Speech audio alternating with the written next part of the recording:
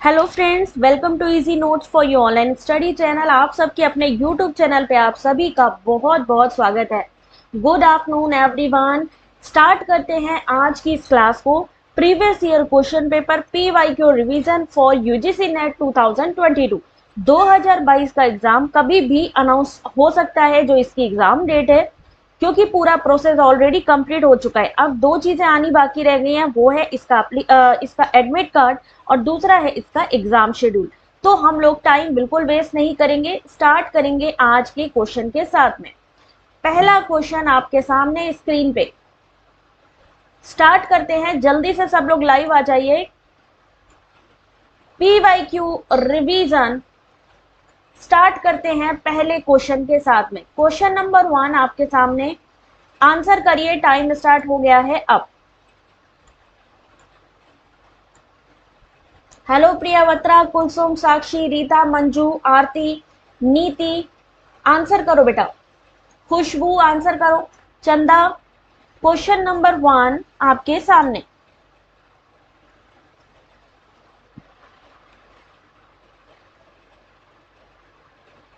तीस सेकंड का टाइम है, पढ़ के आंसर करिए।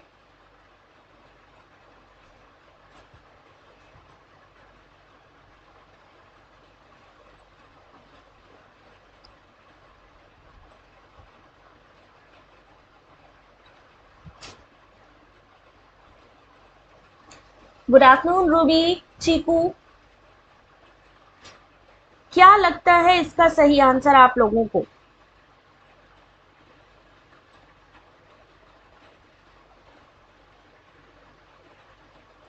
गूगल मीट के बारे में यहां पर बताया गया है। पूजा, क्या आंसर होगा इसका? चलिए देखते हैं इसका सही आंसर। बता दे, पहले ही क्वेश्चन में सबके गलत आंसर आए हैं। पहले ही क्वेश्चन। नीति, अब बेटा तुमने सही बोला है, डी आंसर होगा इसका। इसका आंसर डी होगा, डी, ए नहीं होगा।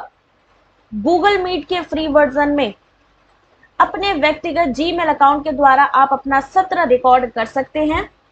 गूगल मीट के द्वारा संचालित एक ऑनलाइन कक्षा सत्र को ज्वाइन करने के लिए आपको अपने गूगल अकाउंट में लॉगिन करने की जरूरत पड़ती है।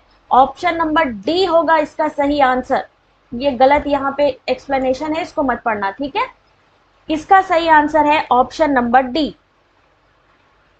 यानी ऑप्शन 1 सही है, लेकिन जो यहाँ पर कथन 2 दिया गया है वो गलत है। क्वेश्चन नंबर 2, आंसर करिए क्वेश्चन नंबर 2 का। पहले ही क्वेश्चन पे हो गई है पूरी टीम धड़ाम।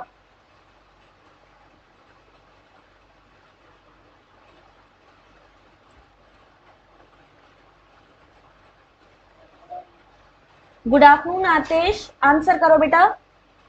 पहला गलत है, दूसरा सही है। हाँ, सॉरी सॉरी सॉरी, उस वाले क्वेश्चन में, इस वाले क्वेश्चन में आपका सही आंसर है कि जो पहला है वो गलत है और दूसरा सही है।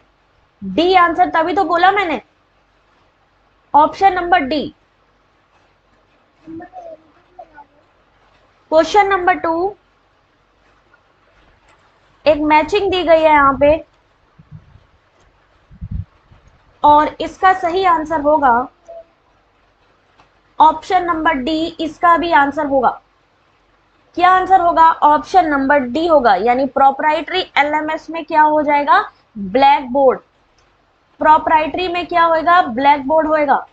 ओपन सोर्स एलएमएस में क्या होएगा? मूडल, ओपन सोर्स है। क्लाउड बेस्ड एलएमएस जो होता है उसे क्या कहते हैं? Google classroom. और डाटा कलेक्शन एंड क्विज किसमें आएगा? गूगल फॉर्म में। Question number 2 option number D. एक बार इसका एक्सप्लेनेशन पढ़ लीजिए आप सब लोग, एक बार एक्सप्लेनेशन सब लोग पढ़ लो। आई थिंक ये वाला आपको क्लियर दिख रहा होगा। अगर एक भी आपने ऑप्शन को सही से समझ लिया तो बाकी आंसर आराम से कर लोगे। मेन इंपॉर्टेंट चीज ये होती है, मैचिंग में अगर आपके एक दो बैठ गए सही से तो बाकी आराम से कर लोगे, ठीक है। शिवानी, रुचि, अब क्वेश्चन नंबर आ गया नेक्स्ट, क्वेश्चन नंबर 3, आंसर करिए। टाइम स्टार्ट अब।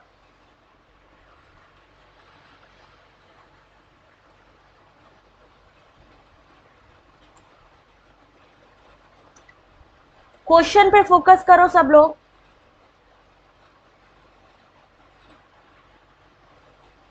केस स्टडी के बारे में हर बार क्वेश्चन पूछा जाता है।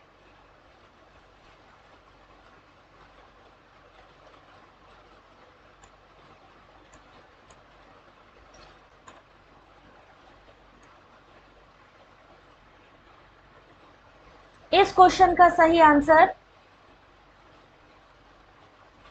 सब सी क्यों बोल रहे हो?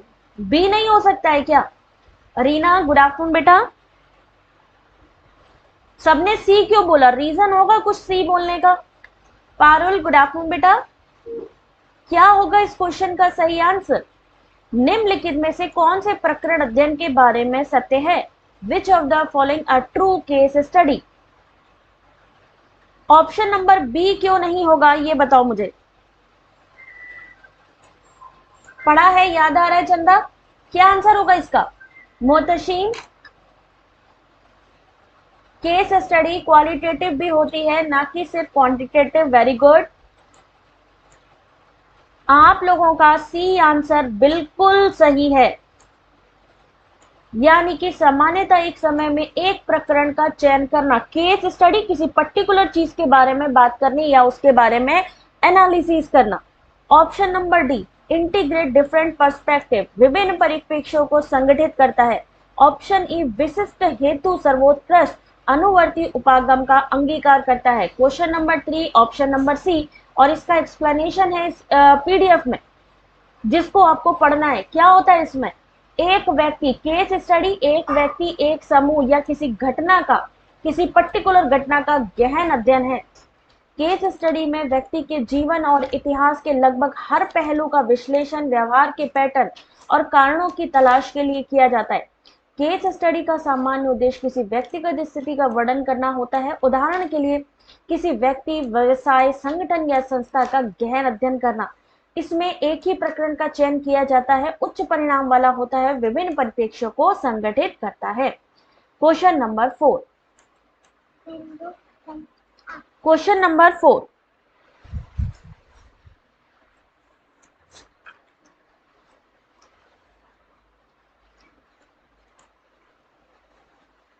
दोनों में आएगा बेटा Priya Batra. Hindi English both language होंगी, वो आपके ऊपर है कि आपने किसको चूज करना है।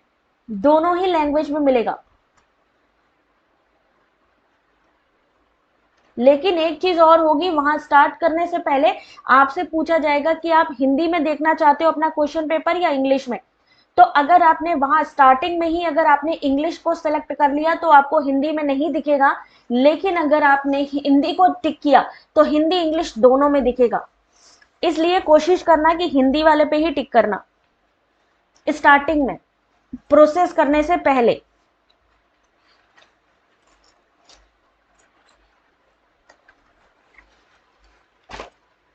इस मैचिंग का सही आंसर है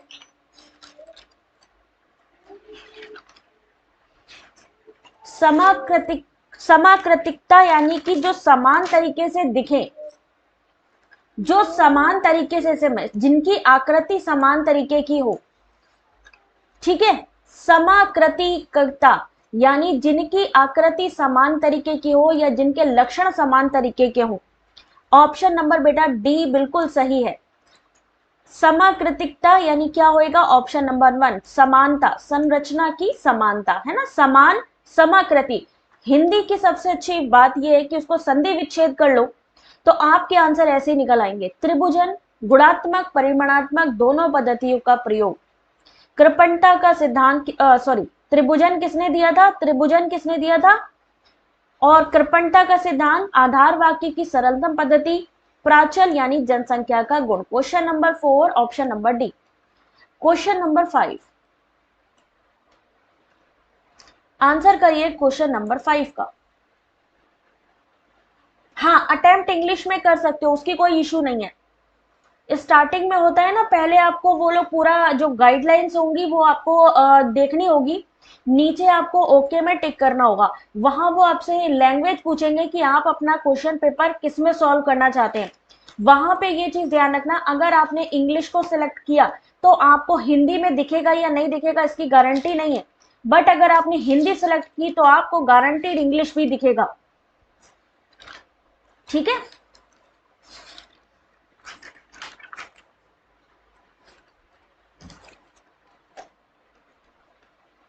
क्वेश्चन नंबर 5 सही आंसर होगा, कक्षा में भाषिक संकेतों तथा अभाषिक संकेतों का संदेश में रूपांतरण। सुधीर गुड आफ्टरनून बेटा। अनसुनी क्या आंसर होगा? ए नहीं होगा बेटा, सही आंसर सी ही होगा, डिकोडिंग करना। क्या लिखा है? ट्रांसफॉर्म करना। ट्रांसफॉर्म करना यानी इन कोडिंग को डिकोडिंग में करना। क्वेश्चन नंबर 5, प्रतिपुष्टि यानी फीडबैक क्या होता है? सिस्टम के आउटपुट के बारे में दी जाने वाली प्रतिक्रिया। कक्षागत संप्रेषण में फीडबैक अधिगमकर्ता के सीखने के संदर्भ में प्रतिक्रिया प्रदान करती है। विपरीत संप्रेषण पैरामीटर सूची में प्रक्रिया तर्कों से बचने का साधन। संकेतन और विसंकेतन। संकेतन जब संचार प्रक्रिया शुरू होती है यानी कम्युनिकेशन स्टार्ट होता है तो स्रोत या प्रेषक यानी जो सेंडर है वो क्या करता है, किसी भी तरीके से, चाहे वो आपके वर्ड्स हो, चाहे शब्द हो, प्रतीक चिन्ह, किसी के माध्यम से भी आपको कोई संदेश भेजता है। जब उसको आपके पास जाकर के उसको ट्रांसफॉर्म करना हो तो वो क्या कहलाएगा? विसंकेतन कहलाएगा। रूपांतरण होता है संदेशों का। Question number 6, question number 6 time start हो गया अब।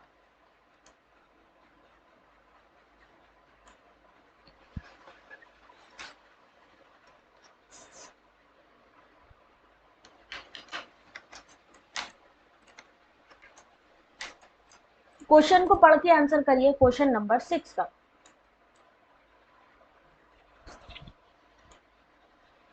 राधा गुड आफ्टरनून बेटा। हाँ, उसका कोई इश्यू नहीं है पूजा, क्योंकि उसमें जो आपकी गाइडलाइंस आती है ना अभी बुलेटिन के साथ में, उसमें ये चीज मेंशन भी है जो चीज मैं बता रही हूँ।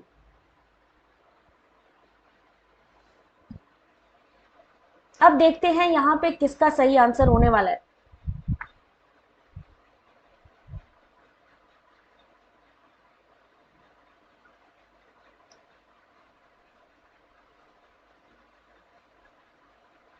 Question number 6 correct answer option number B, बिल्कुल सही है। बी, सी और डी।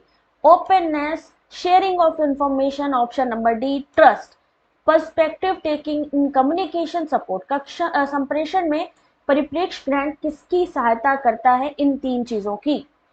संप्रेषण में परिप्रेक्ष्य ग्रहण करने में खुलापन, सूचना की साझेदारी और विश्वास सहायक होते हैं। इसके अतिरिक्त मृदुभाषी होना, शब्दों का प्रयोग संप्रेषण में धैर्यता आदि की परिप्रेक्ष्य ग्रहण को स्थायित्व प्रदान करते हैं। Question number 7, question number 7 answer करिए। पूजा कोई टेंशन नहीं है, वहां पे अगर कुछ भी समझ में ना आए तो वहां जो इन्विजिलेटर होते हैं ना उनसे एक बार कंफर्म कर लेना, कोई भी चीज अगर समझ में ना आए। ठीक है, कंफ्यूज होने की जरूरत नहीं है, जहां पे कुछ भी कंफ्यूजन हो उनसे पूछ लेना। क्वेश्चन नंबर 7,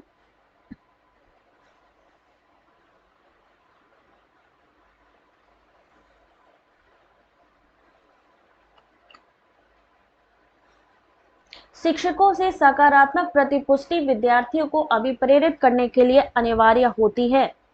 बिल्कुल सही बात है। विद्यार्थियों की लगातार आलोचना उनके सॉरी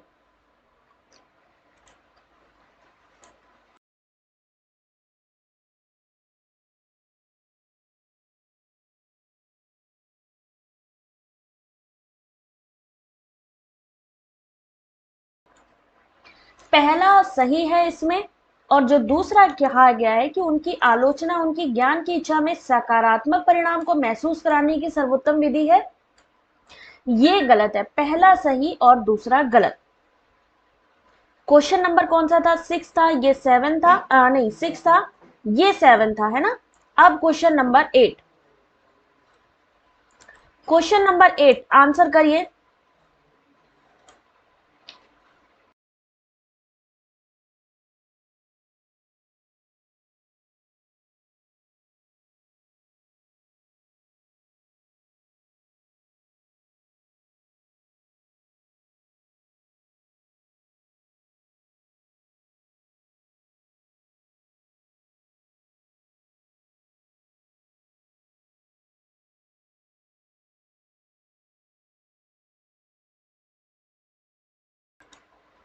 अब इसका आंसर क्या होगा? स्टेजेस ऑफ कम्युनिकेशन प्रोसेस पूछा है।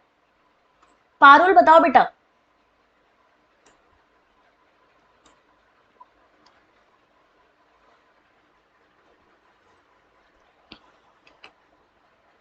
Stages of communication,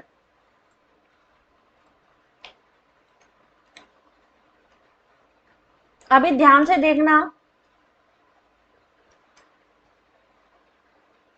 question number 8, और यहां पर खालिदा के अलावा सबने, खालिदा और मोहतशिम को छोड़ के सबने गलत आंसर किया है। सिर्फ यहां पर आरती का भी सही है, पूजा का बाद में सही हुआ है, लेकिन खालिदा ने सबसे पहले इसका सही आंसर किया और वो था option number D. Option number D, यानी कि संप्रेषण प्रक्रिया में चरणों का सही क्रम कौन सा है? सबसे पहले आता है ट्रांसमिशन ऑफ कॉग्निटिव डाटा, फिर आता है मैसेज रिसेप्शन, फिर आता है अंडरस्टैंडिंग, अंडरस्टैंडिंग के बाद लेवल ऑफ एक्सेप्टेंस, और लास्ट में आएगा उसका रिएक्शन यानी कि फीडबैक। क्वेश्चन नंबर 8 कौन सा अनुक्रम है? ये है, देख लो इसको। Question number 9, question number 9 answer करो जरा।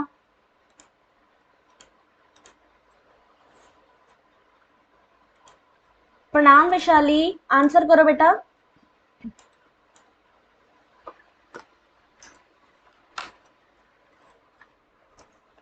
संप्रेषण के प्रकार और उसकी विशेषता, क्वेश्चन नंबर 9। 60 सेकंड मिलेंगे आपको हिंदी इंग्लिश में आंसर करने के लिए। अच्छा, इसमें इंग्लिश में नहीं है, चलो कोई बात नहीं, इसमें एक बारी काम करो। इंग्लिश में था मेरे सामने, इंग्लिश में नहीं है बेटा इसमें मेरे ख्याल से, ये वाले क्वेश्चन में network communication, mass communication, public communication और स्मॉल ग्रुप कम्युनिकेशन। अभी हिंदी वाले दे लो, कोई बात नहीं। इसका सही आंसर ऑप्शन नंबर बी होगा। ऑप्शन नंबर बी इसका सही आंसर होगा। आई थिंक थोड़ा सा मेरे से छूट गया इसमें इंग्लिश वाला पोर्शन, चलो कोई बात नहीं। Question number 10, question number 10 answer करिए। नमस्ते कविता, आंसर करो बेटा क्वेश्चन नंबर 10।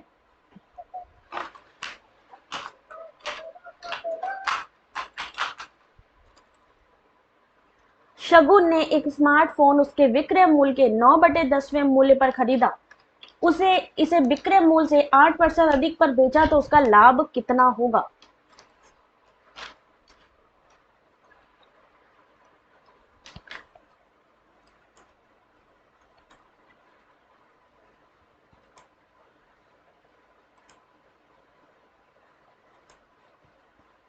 साफ नहीं दिख रहा है?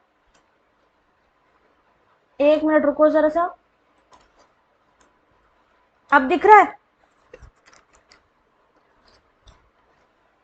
अब दिख रहा है सबको? अब सॉल्व करो, सब लोग सॉल्व करके देखो। कॉपी पेंसिल लेके बैठे हो या नहीं लेके बैठे हो? कॉपी पेंसिल लेके बैठो इसके लिए।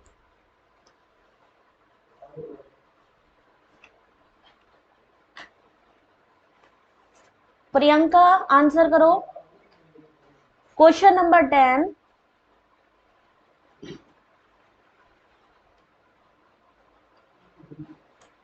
सुधीर तुक्का, और तुक्के में सारे लोग मारे गए हैं क्योंकि किसी का भी आंसर सही नहीं है। अफसोस कि इस मैथमेटिकल क्वेश्चन का किसी ने भी सही आंसर नहीं दिया है। इसका सही आंसर है ऑप्शन नंबर डी 20%। इसका सही आंसर है 20%। कैसे निकलेगा ये क्वेश्चन का आंसर, देख लीजिए एक बार। क्या लिखा है कि सगुन ने एक स्मार्टफोन इसके विक्रय मूल्य के 9/10वें मूल्य पर खरीदा, उसके विक्रय मूल्य के 8% अधिक पर बेचा, तो उसका लाभ क्या है। कितने पे खरीदा, हमें विक्रय मूल्य मालूम नहीं था। उसने कहा जो विक्रय मूल्य है उसके 9/10 पे उसने खरीदा, यानी उसने खरीदा कितने पे, 90 रुपए में। उसने बेचा कितने पे, 8 रुपए ज्यादा पे बेचा, यानी 108। 100 रुपए विक्रय मूल्य माना था, 108 मान लीजिए। प्रॉफिट कितना हुआ, 108 में 90 माइनस करना है तो पता लगेगा कितना हमारा प्रॉफिट हुआ है। नीचे कितना लिखना है, जो हमारा पुराना मूल्य, जो क्रय मूल्य है, जो खरीदा गया, और इंटू 100, 180% अपॉन 9। हमको लग रहा था 20% है, तो क्यों नहीं आंसर किए हैं 20%। चंदा आंसर करो इस चीज को। इन्होंने लिखा कि उसने जो विक्रय मूल्य था, विक्रय मूल्य का नहीं पता है, लेकिन विक्रय मूल्य का 9/10 पे खरीदा।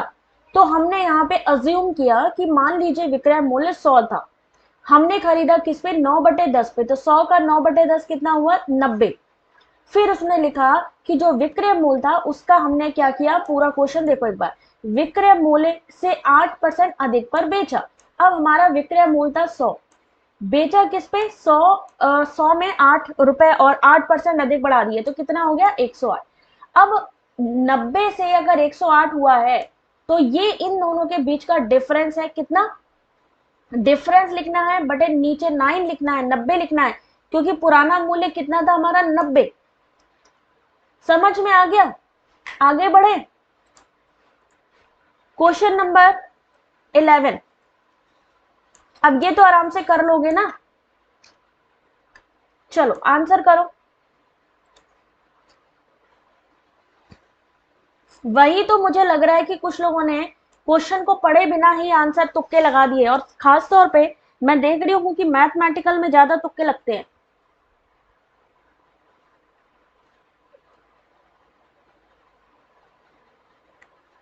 अब इस क्वेश्चन में देखते हैं कौन तुक्का लगाएगा। आरती बेटा मेरे हाथ में नहीं है डेट बढ़ाने का, बेटा अभी डेट आनी बाकी है, देखो कब तक आती है।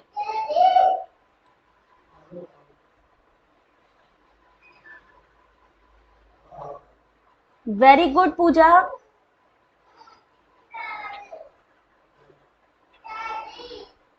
अभी चंदा रुको, अभी सब दिखा रही हूँ।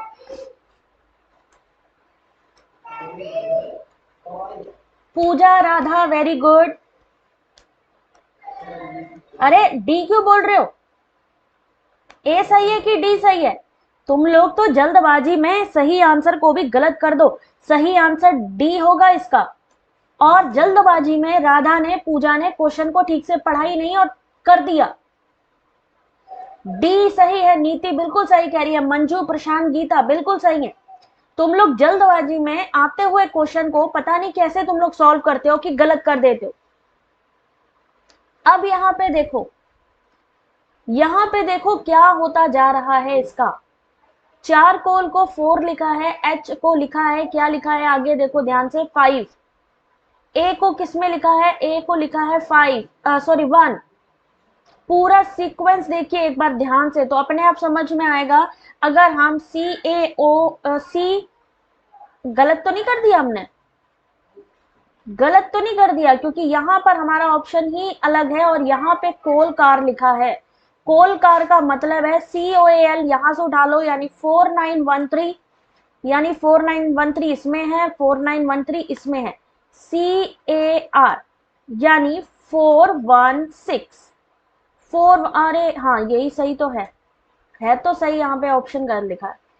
इसको सीधा सीधा यही करना है। कोल का देखो सेम वर्ड जो इसमें आ रहे हैं, जो अल्फाबेट इसमें आ रहे हैं वही इसमें आ रहे हैं।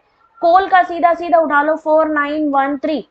और लास्ट के सी एच को छोड़ दो, अभी ए आर लगा लो, क्या निकल आएगा? ऑप्शन नंबर डी निकल आएगा। इसको तो सबसे बेस्ट तरीके से कर सकते हैं, जो कोड आपका चारकोल में दिया गया है वही कोड इस्तेमाल किया, उसके लिए ज्यादा लंबा प्रोसेस करने की जरूरत ही नहीं थी। क्वेश्चन नंबर 12 आ गया डीआई। सॉल्व करिए डीआई के क्वेश्चन को। नमस्ते गीता, आंसर करो बेटा। अब इस क्वेश्चन को समझाने का कोई फायदा नहीं है, क्योंकि ये क्वेश्चन इतनी बार मैंने समझाया हुआ है और मुझे लगता है कि आप लोग को खुद से इसका आंसर करना चाहिए।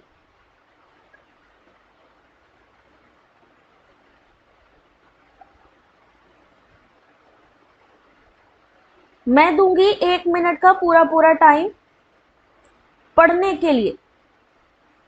कॉपी पेंसिल कौन लेकर नहीं बैठा है वो लोग अपने हाथ उठाइए।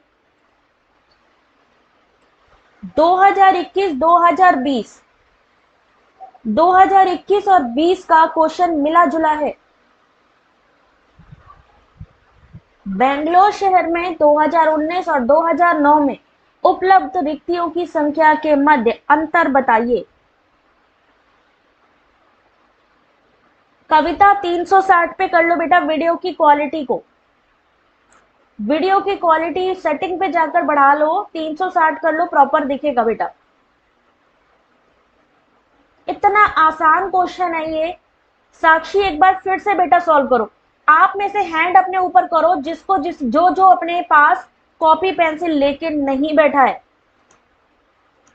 क्या लिखा है यहाँ पे कि 2009 और 2019 में यहाँ पर रिक्तियों की संख्या बताई गई है। 2009 में जो कुल संख्या थी 5.4 लाख थी, 2019 में 8.6 लाख थी। 2009 में बेंगलोर शहर में कितनी है परसेंटेज निकालना है किससे? जैसे अगर हमें 2009 का निकालना है तो 5.4 लाख से निकालना है, 2019 का निकालना है तो 8.6 से निकालना है। अब इन्होंने बोला था कि बेंगलोर शहर में 2019 और 9 में उपलब्ध रिक्तियों की संख्या के मध्य अंतर कितना है। बेंगलोर की बात हुई है, 2009 में 5.4 लाख थी का 15% निकाल लीजिए। 2019 में 8.6 लाख है टोटल, जिसमें से 22% निकाल लीजिए और आपस में माइनस कर दीजिए। आराम से इस क्वेश्चन का आंसर निकलेगा। प्रियंका गुड आफ्टरनून बेटा।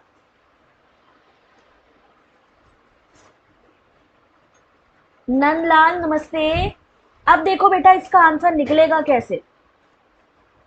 बेंगलोर शहर में 2009 में उपलब्ध रिक्तियों की संख्या क्या बताया था आपको? 5.4 लाख है। यानी कि 2009 का अगर डाटा निकालना है तो 5.4 से निकालेंगे, यानी 5,40,000 का 15%। क्यों? क्योंकि सिर्फ बेंगलोर की बात हुई है। यहाँ पे 81,000 हो गया। अब अगर हमें 2019 का निकालना है तो हमें किससे निकालना है? 8.6 लाख से, यानी 8,60,000 से। किसका निकालना है? बेंगलोर का ही निकालना है तो 22%। इसका निकाल लिया, इसका परसेंटेज निकाल लिया और आपस में अंतर के लिए दोनों को माइनस कर दिया। 1,80,000 कितना निकलेगा? अरे यार यहाँ पर ऑप्शन गलत लिखा हुआ है, 108,200। क्या आंसर आएगा इसका? Option number 1। सॉल्व करके देखो एक बार। क्वेश्चन नंबर 13 सॉल्व करोगे तो सब समझ में आएगा, तुक्के लगाओगे तो नहीं आएगा। इसका सब्सट्रैक्शन गलत है। यस, जो चीज गलत है। हाँ वैशाली, 2020 और 2000 अभी जो स्टार्टिंग में मैंने जितने क्वेश्चन कराए हैं वो 2021 के थे। अब 2020 का पेपर स्टार्ट हो चुका है। एक बार देख लेना कि सब्सट्रैक्शन में क्या चीज गलत है और क्या सही है। सना रंजीत गुड आफ्टरनून बेटा। आंसर करो इस क्वेश्चन का।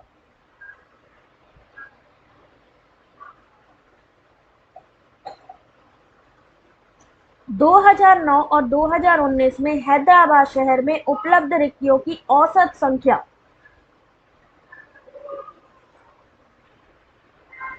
आप लोगों को तो अब इतना सब कुछ आता ही है, पता ही है इसके बारे में।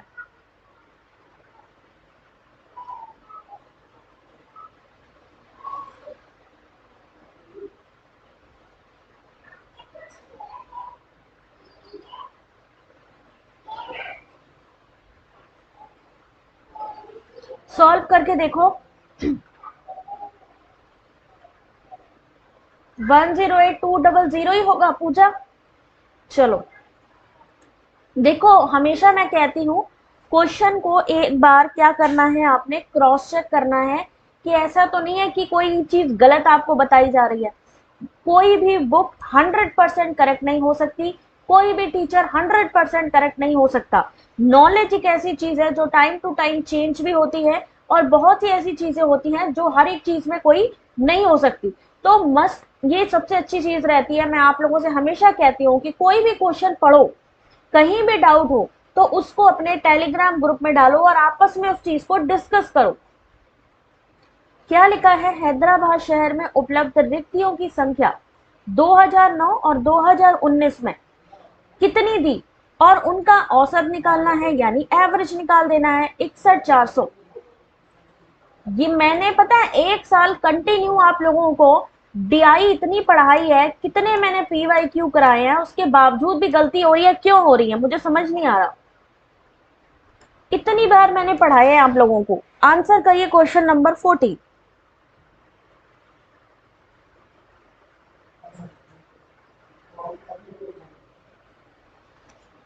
आंसर करो। एग्जाम में क्या करोगे नीति, इसमें बेटा आप जितना ज्यादा प्रैक्टिस करोगे तो ही स्पीड बढ़ेगी, इसका कोई बेटा शॉर्टकट फॉर्मूला नहीं है। ये तो हो सकता है कि उसको देख करके कभी कभी जब सेम क्वेश्चन आ जाते हैं तो आप जल्दी कर सकते हो, वरना प्रैक्टिस ही ऐसी चीज है जो आपकी स्पीड बढ़ाएगी। कैलकुलेशन जब तक करोगे नहीं पता कैसे चलेगा। और इसीलिए मैं हमेशा आप लोगों से कहती हूँ कि क्लास में कॉपी पेंसिल लेके बैठा करो।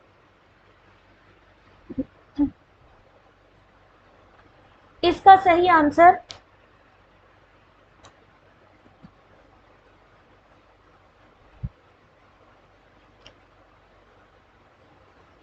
वेरी गुड नीति, सबसे अच्छी चीज है कि क्लास में आप कॉपी पेंसिल लेके बैठो। और सबसे अच्छी ये भी चीज है कि आपको क्वेश्चन के बाद मैं दिखाती हूँ इसके आंसर, तो आपको पता लगता है कि अच्छा यहाँ पे हमसे मिस्टेक हुई, और आप उस चीज को जल्दी सीखते हो। 2009 में चेन्नई में, मुंबई 2019 में कुल रिक्तियां, फिर 2009 में चेन्नई में उपलब्ध रिक्तियां और 2019 में उपलब्ध मुंबई में रिक्तियां निकाल दोगे यहां से 1.98 लाख इसका आंसर होगा, है ना। इसका आंसर 1.98 लाख, सी आंसर बिल्कुल सही है। क्वेश्चन नंबर 15, चलिए सॉल्व करिए।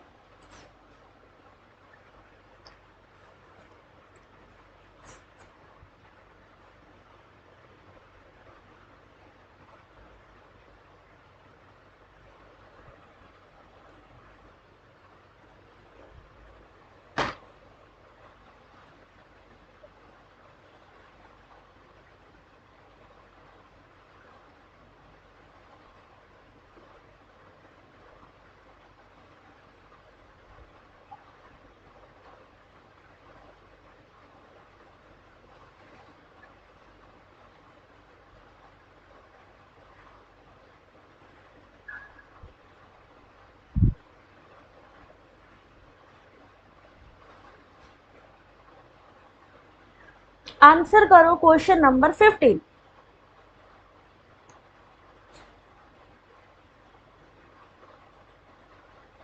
और इसका सही आंसर होगा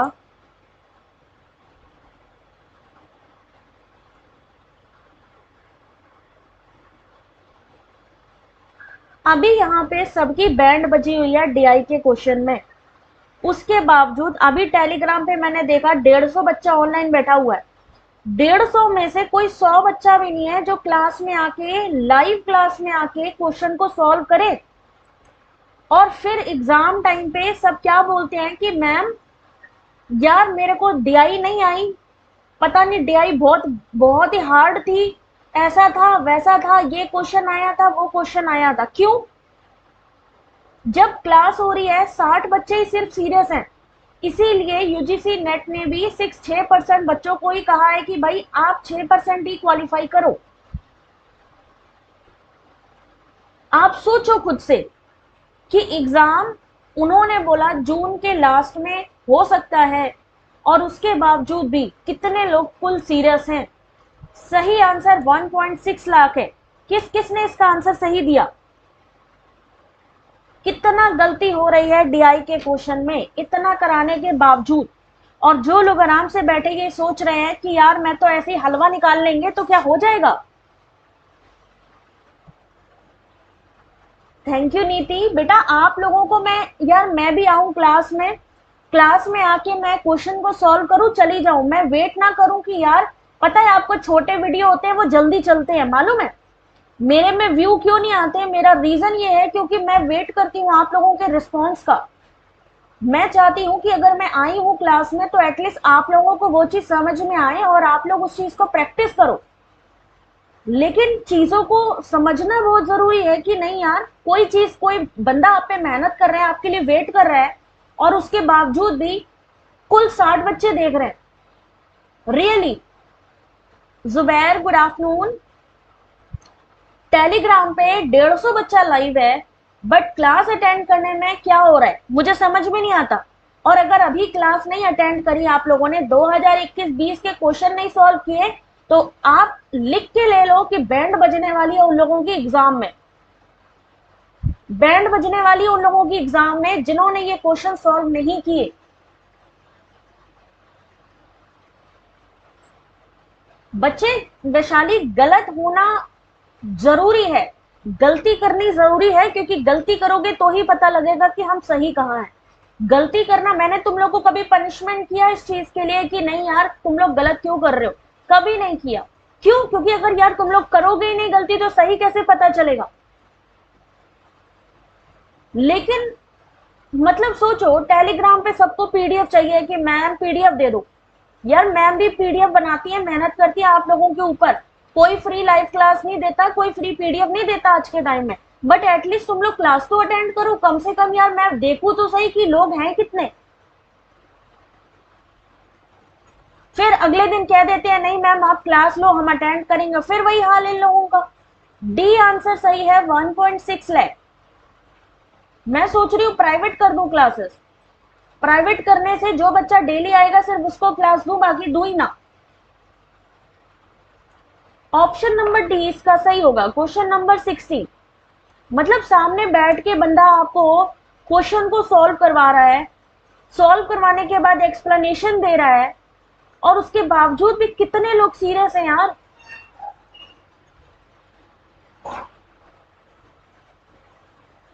फिर एग्जाम टाइम पे सब कहते हैं अरे मैम ऐसा हो गया वैसा हो गया, मेरा कुछ नंबर से रुक गया, कैसे क्या करोगे?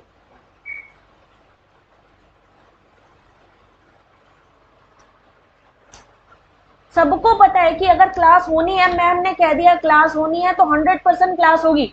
5 मिनट बाद होगी, 10 मिनट बाद होगी, 15 मिनट बाद होगी, जब भी होगी लेकिन होगी। सॉल्व करिए इस क्वेश्चन को। अभी नहीं सॉल्व कर पा रहे हो यार, डीआई के क्वेश्चन नहीं सॉल्व हो पा रहे। 100% है क्या कोई ऐसा जिसने अभी 16 क्वेश्चन में से किसी ने, मान लीजिए हम कहते हैं 15 क्वेश्चन भी सही किए हो, ऐसा कोई है यहाँ पे? 16 क्वेश्चन में जिसने, हम कहते हैं नहीं ज्यादा 15 क्वेश्चन सही किए हो, ऐसा कोई है यहाँ पे? कितने पानी में है सब। लेकिन नहीं, प्रैक्टिस नहीं करना चाह रहे हम, क्या बताएं। विक्की प्रणाम बेटा। जेआरएफ चाहिए तो थोड़ा सा लगना पड़ेगा, थोड़ी सी मेहनत करनी पड़ेगी, वरना 6% बच्चों को पास करना है, उन्होंने साफ लिखा है। एग्जाम दो ना दो फिर कोई फायदा नहीं है उस चीज का, जब सॉल्व करना ही नहीं आया।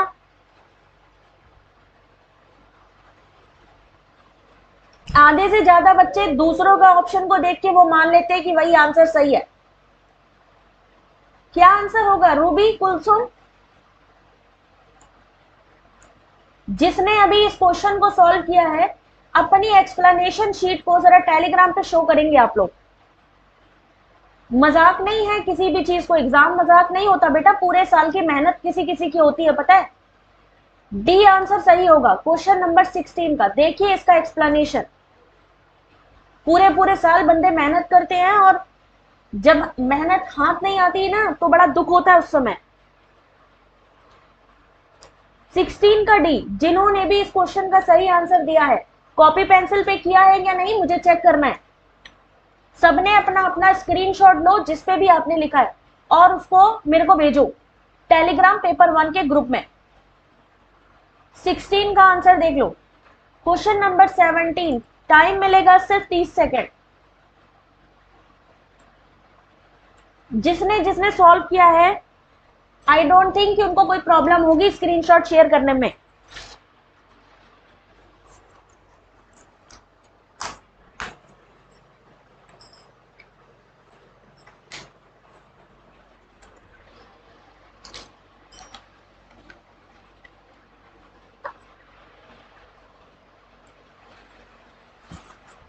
जसप्रीत,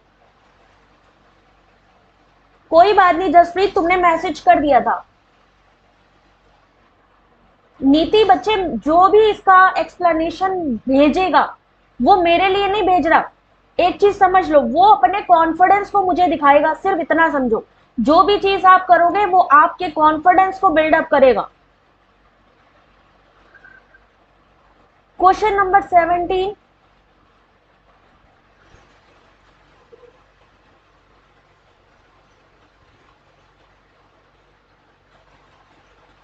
सही आंसर होगा ऑप्शन नंबर, अब देखो बहुत इजी क्वेश्चन है ये क्वेश्चन, अभी तक मैंने नहीं ज्यादा तो कम से कम 30 बार तो आराम से कराया है।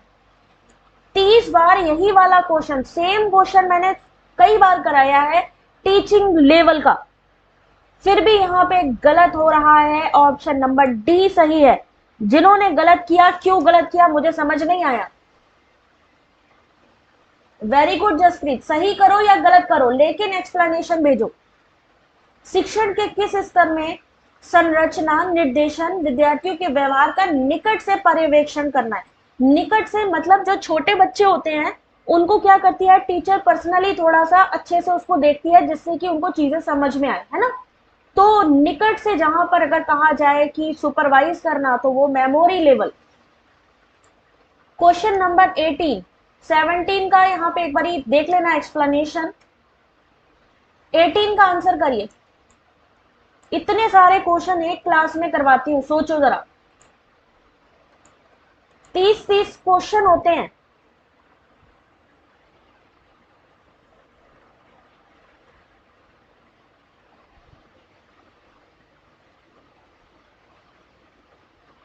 कॉन्सेंट्रेट होकर के क्वेश्चन को रीड करो, अगर सेम चीज आ जाए तो आराम से क्वेश्चन का आंसर आप कर पाओ।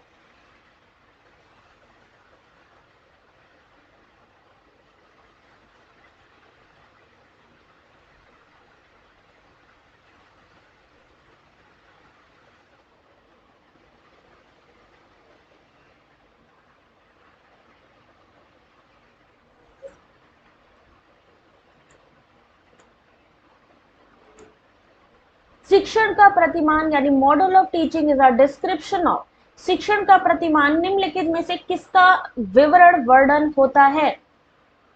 ऑप्शन नंबर डी, सबने बी क्यों किया। गुड आफ्टरनून सुमेर, कविता, इसमें नहीं, जो बेस्ट ऑप्शन है नीति उसे आपने करना है चूज, ये कोडिंग वाला ऑप्शन नहीं है। क्वेश्चन नंबर 18 का आपने बी आंसर क्यों किया। सबसे पहले तो चीटिंग बंद कर दो, जो लोग चीटिंग करते हैं, जो सही में लगता है उसको बताया करो। क्या आंसर होगा इसका। दोनों 3 घंटे बाद ही जमा करने हैं, दोनों पेपर एक साथ ही सबमिट करना होता है। देखो अभी भी कॉन्फिडेंस लेवल डाउन है भाई, ऑप्शन नंबर बी ही होगा। किसी ने भी इस चीज के लिए आर्ग्यू नहीं किया कि मैम यार बी होगा। एक चीज याद रखो, कॉन्फिडेंस होगा, कॉन्फिडेंस से आप कुछ भी कर सकते हो, और अगर कॉन्फिडेंस लूज होगा तो आता हुआ क्वेश्चन गलत कर दोगे। Learning environment including teaching behaviour, अधिगम परिवेश जिसमें कि शिक्षक व्यवहार भी शामिल है। वैशाली बेटा बिल्कुल भी टाइम नहीं बचा है, ये समझो एग्जाम में। अब अगर सीरियस नहीं हुए, 10-15 दिन है, ये समझ लो एग्जाम में ज्यादा टाइम नहीं बचा है। सना, सुमेर बेटा, 1:30 बजे दोपहर में क्लास होती है, एक बारी टेलीग्राम ज्वाइन कर लो, क्योंकि टेलीग्राम पे क्लासेस की अपडेट मिल जाती है। एक होती है आपकी 1:30 बजे से 2 बजे के बीच में, आप देख सकते हो, ठीक है। और एक टाइम रहता है 8 बजे का, रात को 8, 8:30 बजे, है ना। तो इस बीच आप देख सकते हो 2 क्लासेस। बाकी टेलीग्राम पे क्विज चलते रहते हैं, तो पेपर 1 पेपर 2 ज्वाइन करिए। Question number 90।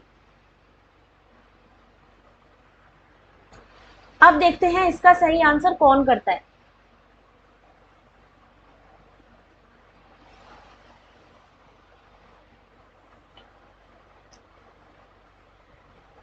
जल्दी से आंसर करिए।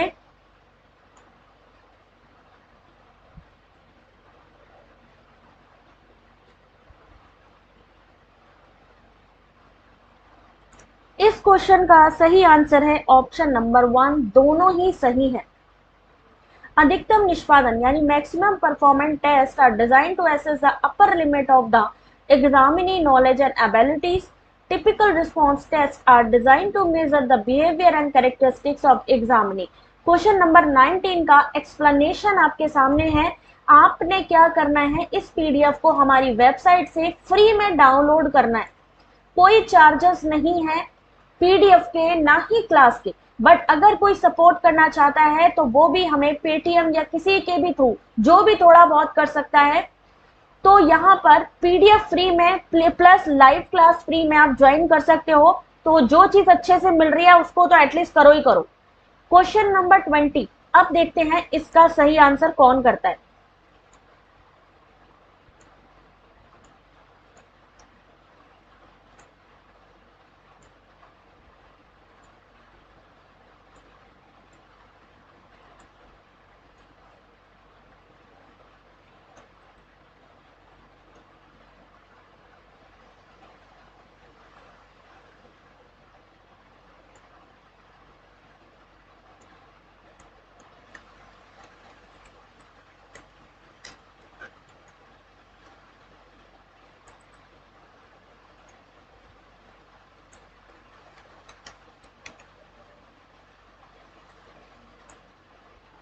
ये रही टेलीग्राम लिंक, जिसको भी ज्वाइन करना है ज्वाइन कर सकता है। अब यहाँ पर क्या लिखा है कि कोई विश्वविद्यालय शिक्षक विद्यार्थियों के सृजनात्मक स्तर के संदर्भ में विशिष्ट प्रोजेक्ट कार्यान्वित करने हेतु उसके निष्पादन का अध्ययन करने की योजना बनाता है। इस संदर्भ में कौन सी शोध विधि उपयुक्त होगी। सही आंसर है ऑप्शन नंबर डी, कार्योत्तर विधि। इस क्वेश्चन का सही आंसर ऑप्शन नंबर डी, कार्योत्तर विधि। एक बार एक्सप्लेनेशन पढ़ लो। कार्योत्तर विधि इसके लिए उपयोगी होगी क्योंकि ये सामाजिक विज्ञान में प्रयोग में लाई जाती है, किसी घटना के संदर्भ में आयोजित की जाती है। इस शोध के चरों पर प्रत्यक्ष रूप से हमारा कोई नियंत्रण नहीं होता है। काफी लंबे समय बाद यह शोध, कार्योत्तर शोध, अगर आपसे एक एग्जाम में पूछा जाए क्वेश्चन कि कौन सा ऐसा शोध है जो आगे चलकर ऐतिहासिक या हिस्टोरिकल में चेंज हो जाता है, तो कार्योत्तर शोध यानी एक्स पोस्ट फैक्टो आगे चलकर हिस्टोरिकल रिसर्च में कन्वर्ट हो जाता है। ये यहाँ पे आपने ध्यान रखना है। Question number 21। आंसर करिए 21 का। Good afternoon ma'am.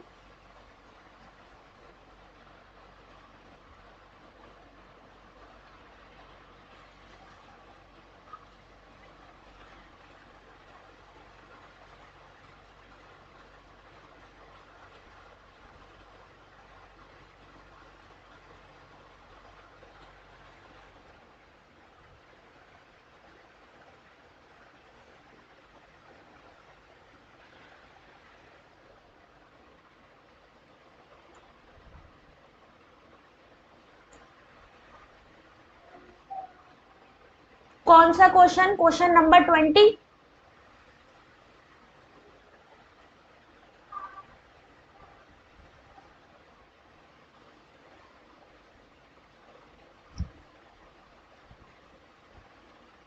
Thank you Ramesh. Jaspreet क्या हुआ, माइंड आउट हो गया?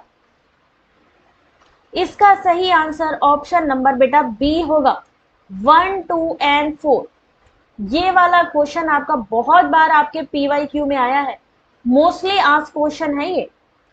Characteristics of good research hypothesis यानी उत्तम शोध परिकल्पना के गुणों की पहचान कीजिए।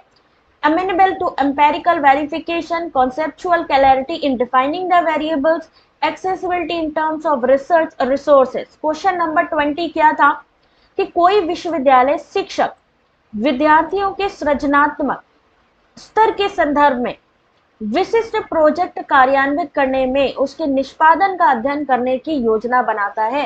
A university teacher plan to study the performance of student in implementing specific project in terms of their creativity level।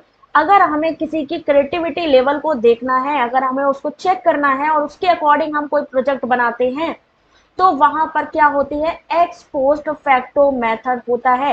यानी सृजनात्मक स्तर के लिए कोई प्रोजेक्ट बनाना, यानी कोई चीज या तो उस समय हम कार्य कर रहे हैं या फिर वो चीज घटना हो चुकी होती है, दो चीजों पे कार्योत्तर यानी x post facto method use किया जाता है।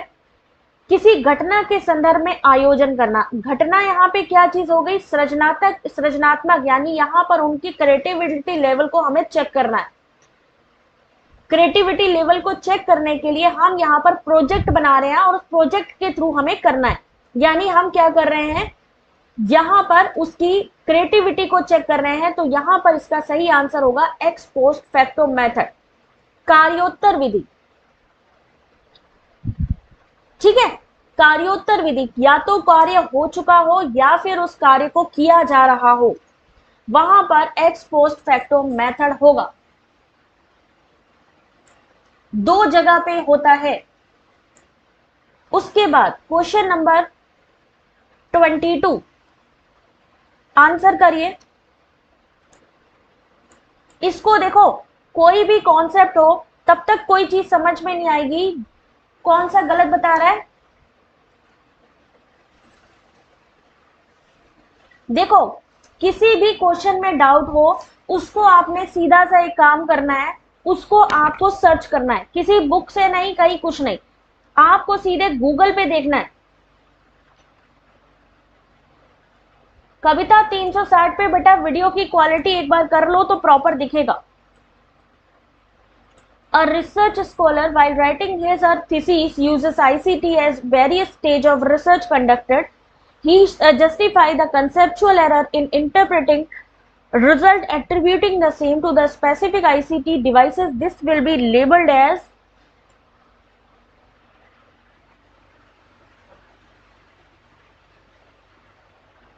क्या होगा इसका सही आंसर?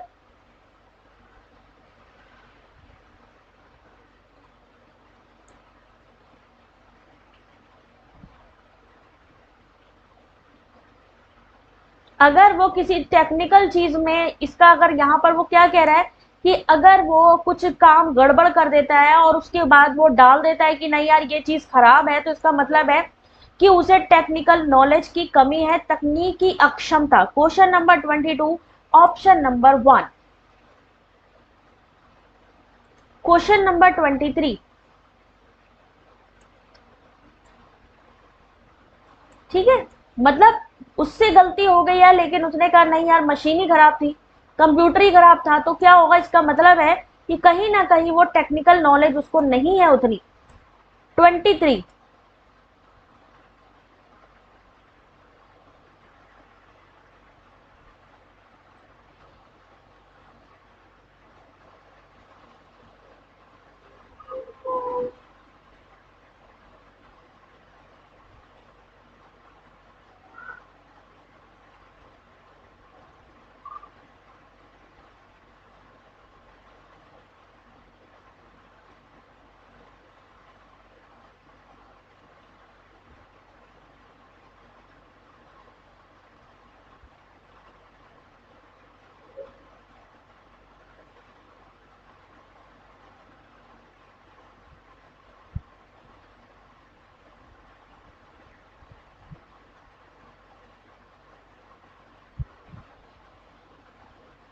अब इसका सही आंसर क्या होगा? Question number 23।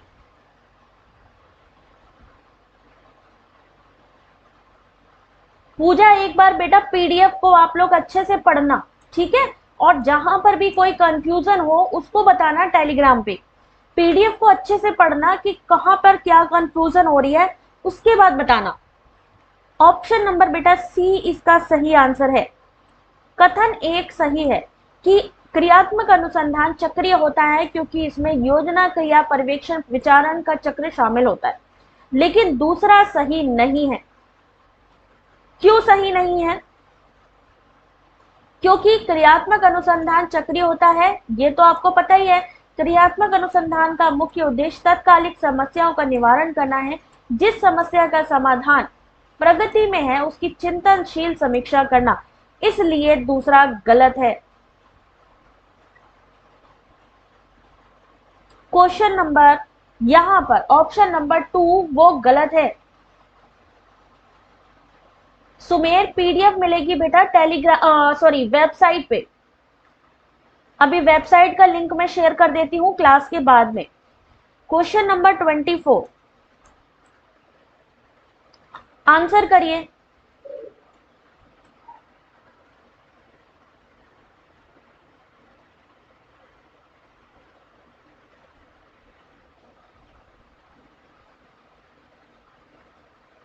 क्वेश्चन नंबर 24,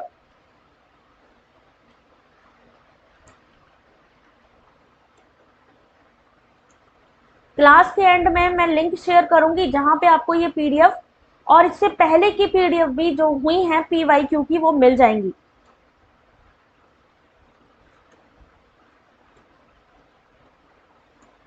जल्दी से सब लोग आंसर करिए।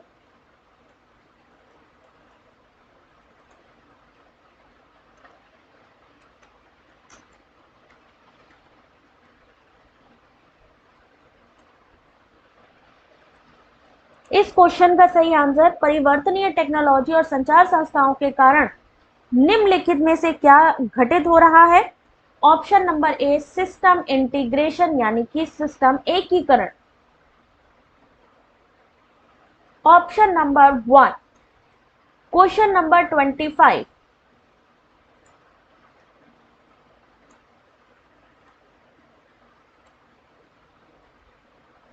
जय श्री कृष्णा संध्या। 25,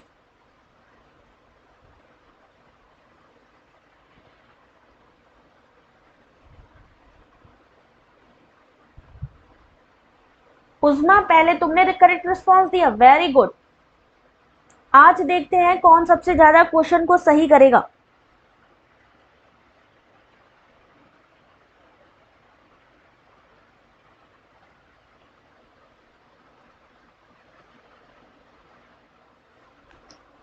क्वेश्चन नंबर 25, ये बताओ सच में कि तुक्का किस किसने लगाया है इसमें?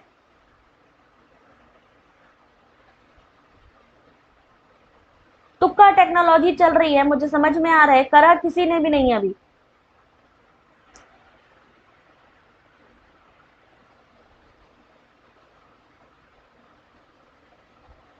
इसका सही आंसर होगा ऑप्शन नंबर 1। कैसे होगा? कैसे होगा? 35/0.07 लिखा है, तो हमने इस तरीके का इनका ए बी सी का निकाल लेना है। 500, 5000, 3.1। सबसे ज्यादा इसमें से कौन सा है? बी। 5000, उससे कम है 500, फिर 3.1। इस तरीके से क्या किया है आपने? इसी तरीके से कहा है, अवरोही क्रम बोला है इन्होंने। तुक्का था ना? कई लोगों ने तुक्का मारा है, कई लोगों ने सॉल्व किया है। नीति ने खुद से किया। खालिदा, सही है बेटा। अब देखते हैं दूसरे क्वेश्चन का सही आंसर, 26 का। सुधीर आंसर करो इसका। मान आंसर करो। पहले सॉल्व किया हुआ है मान। चलो इस क्वेश्चन का बेटा आप आंसर करो। 2021 2020 के मिले जुले क्वेश्चन है आज की इस सीरीज में।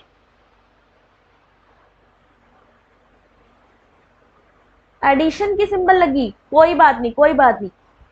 क्वेश्चन नंबर 26 अब देखते हैं इसका कौन सबसे पहले आंसर करता है। ऑप्शन बताओ नीति।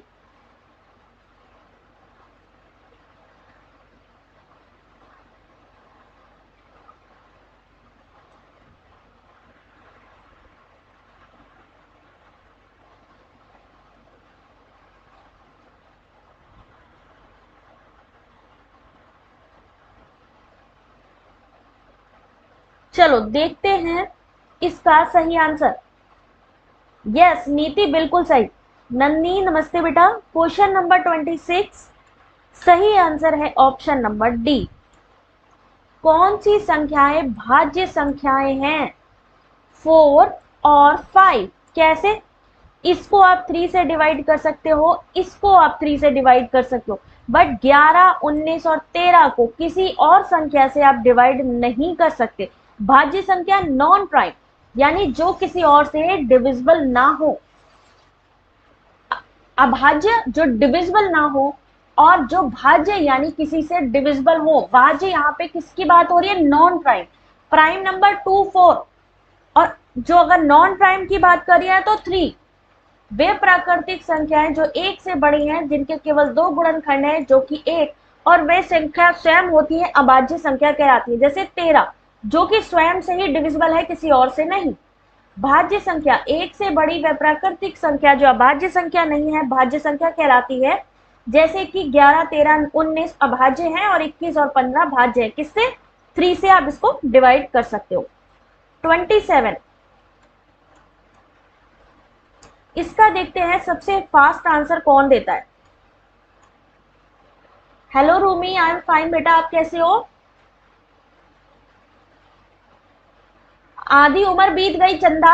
और ये बताओ कितने आंसर को सही किया आज तुमने? बातें करवा लो, आंसर बताओ इसका। चलो, उम्र बीत गई, अभी तुम लोगों की उम्र बीत गई तो फिर हो गया।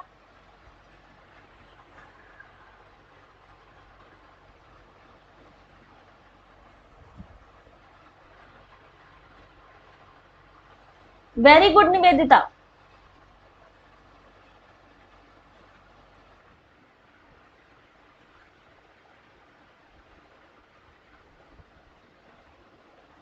नहीं आता जसप्रीत? अभी रुको, अभी दिखा रही हूँ एक्सप्लेनेशन, रुको जरा सा।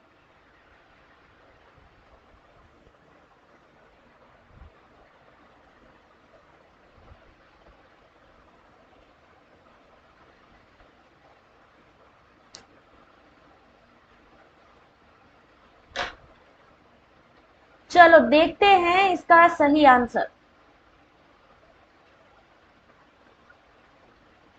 इस क्वेश्चन का सही आंसर पूजा ने दिया है केवल। केवल पूजा देशवाल का आंसर सही है, और अब रूबी का आंसर सही है। ऑप्शन नंबर डी होगा 328। क्या होगा? 328 होगा। जो भी यहां संख्या है, जैसे 644 लिखी है, इंटू 1/2 कर दो, प्लस 2 करोगे, कितना आ जाएगा? 324। कितना आ जाएगा? 324। उसके अलावा बढ़ते जाओ, 324 और 644 ऐसी सीरीज चलेगी यार। मेन ये कॉन्सेप्ट समझो, 1/2 प्लस 2 होता जा रहा है सब में। 644 का तो यहां पर आना चाहिए था 324, और लिखा क्या था? 328, यानी 324। ये गलत है। कल्याणी तुम्हारा भी सही है। सीरीज क्या चल रही है? अब जैसे मान लीजिए 164 है, 164 में आपको 1/2 प्लस 2 करते जाना है, आंसर निकलता जाएगा। Question number 28।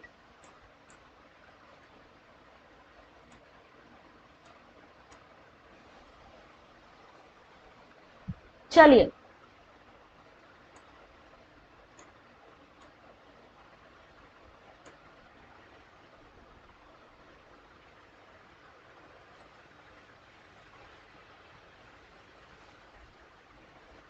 आंसर बताइए इसका।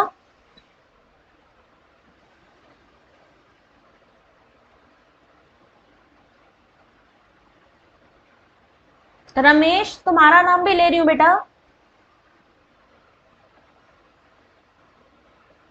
असलम, मुझे समझ में नहीं आता, आप लोग पढ़ाई करने आ रहे हो या ये पॉलिटिकल रीजन लेके आ रहे हो।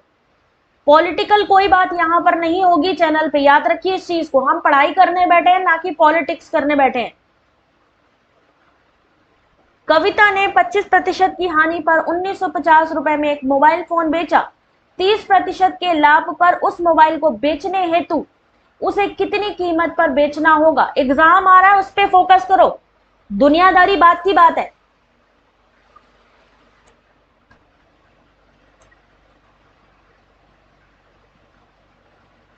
आंसर करो इसका जल्दी से।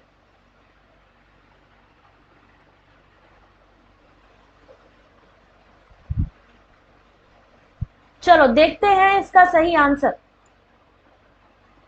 कैसे निकलेगा। इसका सही आंसर ऑप्शन नंबर डी। इस एक्सप्लेनेशन को कौन कौन पढ़ेगा, जल्दी से अपने अपने हैंड रेस करो जरा। कौन कौन इसको पढ़ेगा पीडीएफ को, और कौन कौन किनारे रख देगा। इसका सही आंसर ऑप्शन नंबर डी। ये एक्सप्लेनेशन में आप लोगों को जो देती हूं साथ में, इसको कोई पढ़ता है कि नहीं पढ़ता है। हाँ नंदनी, तुम्हारा सही है बेटा। 29 पढ़ोगे, चलो तब ठीक है। आंसर करो। यदि हार्ट को SQPMZ लिखा जाता है तो अर्थ को किस तरीके से लिखा जाएगा। रायबानी, आरती, संध्या, अंशुनी, विशाली, मान सब पढ़ोगे। चलो मंजू, जुबैर, खालिदा, आंसर करो क्वेश्चन नंबर 29।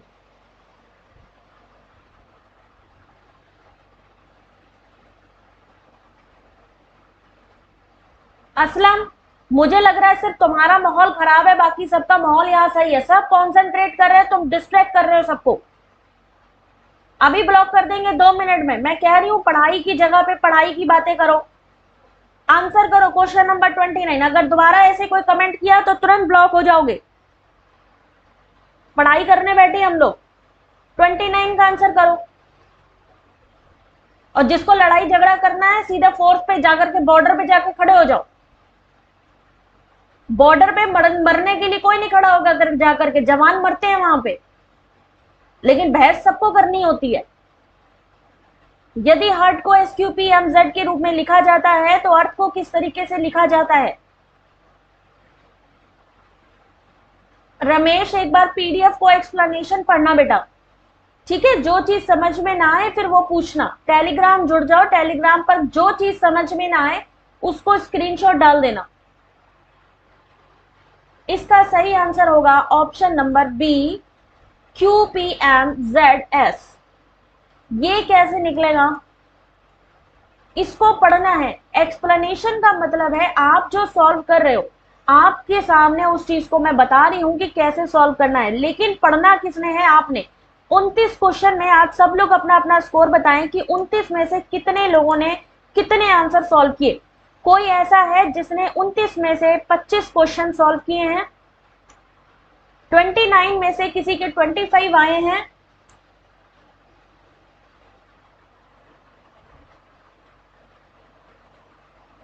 सुधीर बिल्कुल सही कहा, जवान मरते नहीं है, शहीद होते हैं। और शहीद होने का कारण यह है कि हम जैसे लोग बैठ करके फालतू की पॉलिटिक्स करते हैं घर में। हम जैसे लोगों को ये नहीं समझ में आता है कोई जवान वहां पे उनके साथ क्या हो रहा है क्या नहीं हो रहा, उनकी फैमिली के साथ क्या हो रहा है क्या नहीं हो रहा, लेकिन हम लोग क्या कर रहे हैं, पॉलिटिक्स कर रहे हैं। पढ़ने को कह दो कोई पढ़ेगा नहीं। जहां पर देख लो, किसी चौराहे पे देख लो, बहस का मुद्दा रहेगा। बहस नहीं करनी हमें। अगर कुछ करना ही चाहते हो ना, बॉर्डर पे खड़े हो जाओ जाकर के, सीधी बात है मेरे लिए तो। उन लोगों को घर भेज दो, बेचारे जवान ऐसे ही खड़े हैं वहां पे। ऐसे लोगों की सुरक्षा के लिए खड़े हैं जो खुद लड़ने को तैयार है। कितने सही हैं, 20, 15। पूजा, 15 कैसे। वेबसाइट पर रूबी अभी मैं कर देती हूँ बेटा। 24 साक्षी, वेरी गुड। वैशाली 19, कोई है जिसने 25 सॉल्व किए हैं? Good afternoon Ruby. सुधीर, क्या बात है, फोर्स में हो बेटा? देख लो, फोर्स में रह रहा है बंदा, उसके बावजूद पढ़ाई कर रहा है। यार सीखना हो तो इनसे सीखो, रियली बहुत बढ़िया।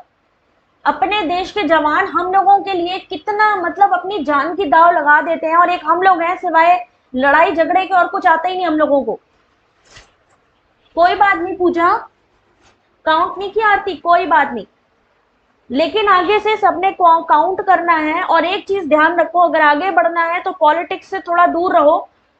जो दिमाग में है, जो चीज अच्छी है उसको लो, और जो चीज अच्छी नहीं है उसको इग्नोर करो।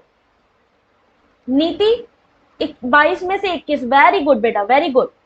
सुधीर को देखो कितना अच्छा इंस्पिरेशन है आप लोगों के सामने, कि मतलब सोचो वो फोर्स में भी है और उसके बावजूद भी पढ़ाई कर रहा है, नेट के लिए ट्राई कर रहा है, बहुत बढ़िया। और एक हम लोग हैं, सिवाय हम लोगों के पास एक्सक्यूज के दूसरा कोई काम नहीं है, सिवाय लड़ाई झगड़े टेंशन। सबसे ज्यादा ऐसा लगता है हम ही लोगों के साथ टेंशन है, और पूरी दुनिया में कोई टेंशन नहीं है। ठीक है ना? तो यार आगे की सोचो, अच्छी चीजें सोचो। जो पॉलिटिक्स हो रही है उनको वहीं करने दो।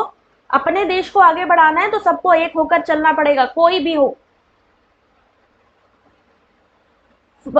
बिल्कुल बिल्कुल, पॉलिटिकल कोई मतलब ही नहीं है यार। पढ़े लिखे लोग होते तो यार नेता, क्या बताएं अब, बोलना ऐसा यहाँ पे प्लेटफॉर्म है, कुछ बोलना तो बेकार ही है ना। सबको फेमस होने के लिए चाहिए कॉन्स्पिरेसी, सीधी सी बात सुन लो। इसलिए कॉन्स्पिरेसी का हिस्सा मत बनो, क्योंकि कॉन्स्पिरेसी में मारे सिर्फ वो लोग जाते हैं जो कुछ भी नहीं करते हैं एक्चुअली में।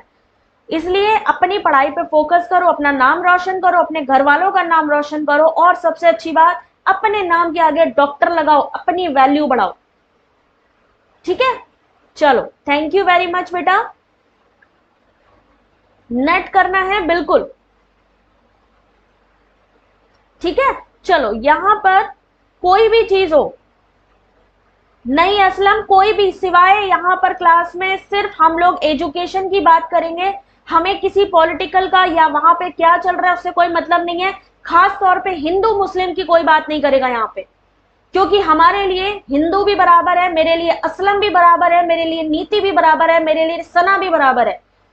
तो मुझे नहीं लगता इस टॉपिक पे कोई बात करने की खास जरूरत है, क्योंकि मेरे लिए तुम सारे बच्चे एक जैसे हो। और धर्म इन सबसे अलग चीज है। सबसे पहले होती इंसानियत, और इंसानियत में तुम लोग मेरे लिए सबसे पहले हो। ठीक है, चलो थैंक यू वेरी मच। अब मिलेंगे आपसे नेक्स्ट क्लास में। बच्चे एक चीज ध्यान रखो, मिल के प्यार बांटो, आपस में रहो, सबसे अच्छी चीज है। बाकी सारी चीजें बेमतलब की है, कुछ नहीं। ठीक है, चलो thank you very much, God bless you बेटा।